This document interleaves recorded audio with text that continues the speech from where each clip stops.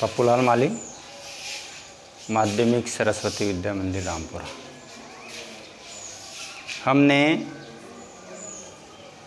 पूर्व में कारक की परिभाषा तथा कारक कितने प्रकार के होते हैं, उनके नाम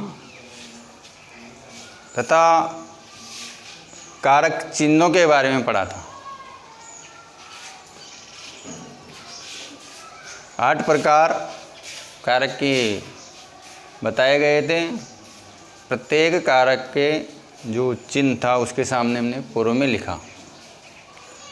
उसके बाद में अब जो 8 कारक हैं,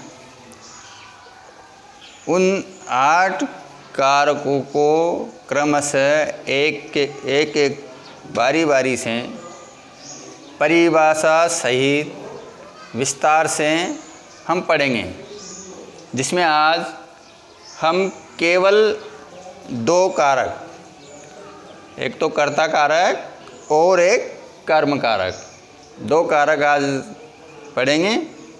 पहला जो आएगा हमारे वो है कर्ता कारक। कारक की परिभाषा के संबंध में अपन ने पहले पढ़ लिया था।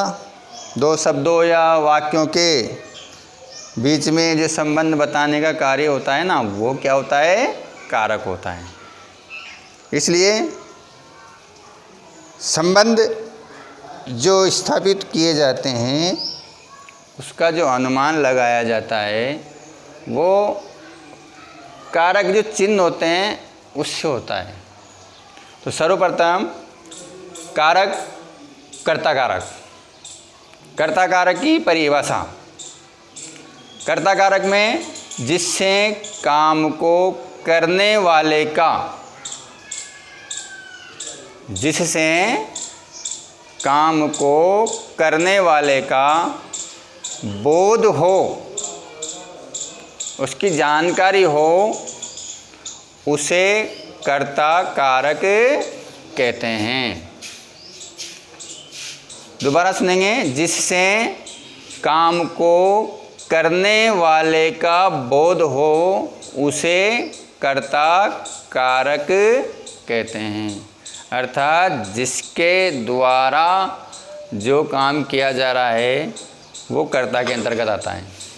जैसे राम ने पुस्तक पढ़ी, ठीक है ना, राम कर्ता है इसमें, इसके द्वारा काम किया जा रहा है पुस्तक पढ़ने का।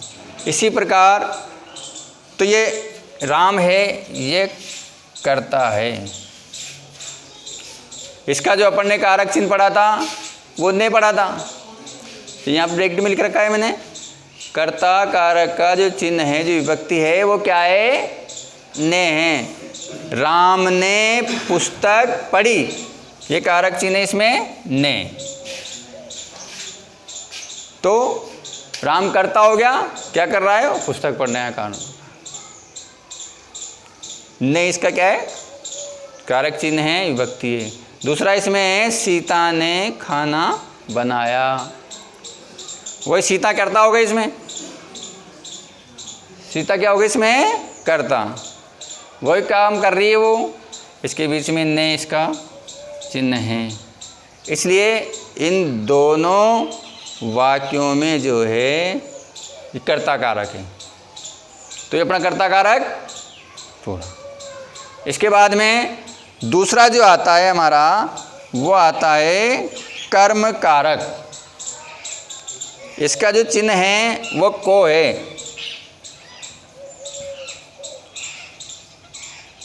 कौन सा है? को। कर्ता के कार्य करने पर जो व्यापार होता है उसे कर्म कारक कहते हैं। कर्ता के कार्य करने पर जो फल, जो व्यापार होता है, उसे क्या कहेंगे? कर्म कारक कहेंगे। जैसे मोहन पुस्तक को पढ़ता है। किसको? तो इसमें मोहन क्या है? करता है। ये पुस्तक इसकी क्या है? ये कर्म है। क्या कर रहा है मोहन?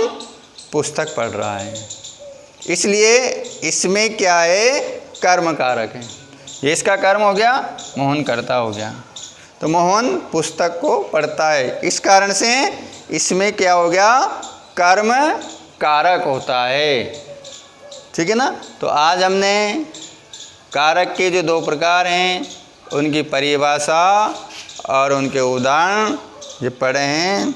शेष जो कारक हैं वो कल पढ़ेंगे। आज के लिए इतना, धन्यवाद।